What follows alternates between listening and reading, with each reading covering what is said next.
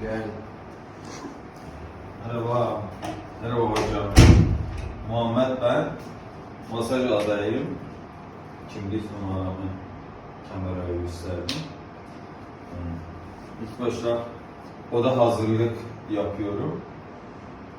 Malzemelerimi kontrol ediyorum. Çöp kovası dikkat ediyoruz yerinde, yer temiz. Tıbbi atık kovalarımız. Burada havlu, peştemallarımız hazır. Sıcak masaj taşı için taşlarımız. Yağlarımız, losyonlarımız, ilk yardım seti. Termometremiz burada hazır. Termometrenin üstünde sıcaklık ve nemi kontrol ediyoruz.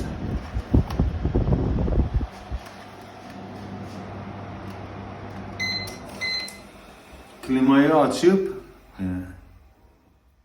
geldiği akışı kontrol ediyoruz. Müşteri ve bizim üstümüze gelmeyecek direkt gelmeyecek bir şekilde ayarlıyoruz.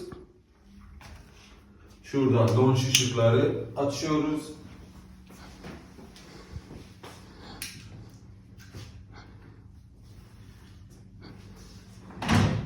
Yatağı etrafında rahat gezebileceğim bir yere koyuyorum.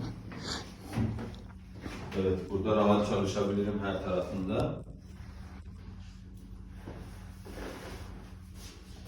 Sedyemi hazırlıyorum.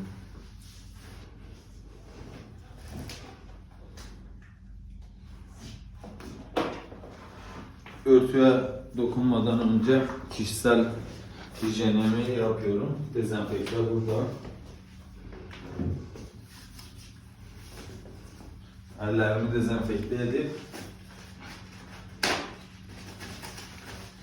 kişisel bakımımı yaptım. Tırnaklarım temiz. Manikür pedikür yapmışım, gelmişim. Evet, dezenfekteyi yaptık. Sonra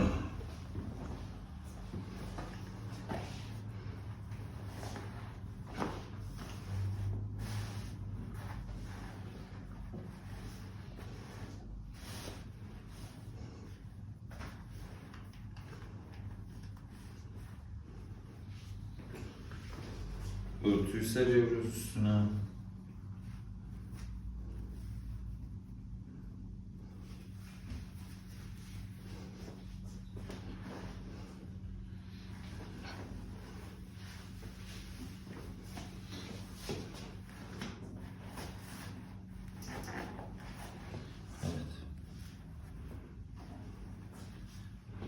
Sedyenin boyunu kontrol ediyorum.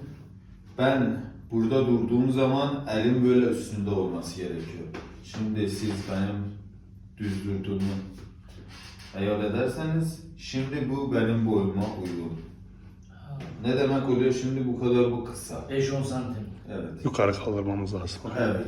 Her zaman elimizi böyle koyduğumuz zaman bizim boyumuza uygun olması lazım.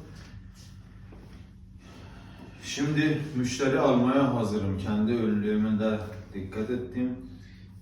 Vücut hatlarımı göstermeyen kısa kollu önlük giydim. Müşterimi almaya hazırım. Şimdi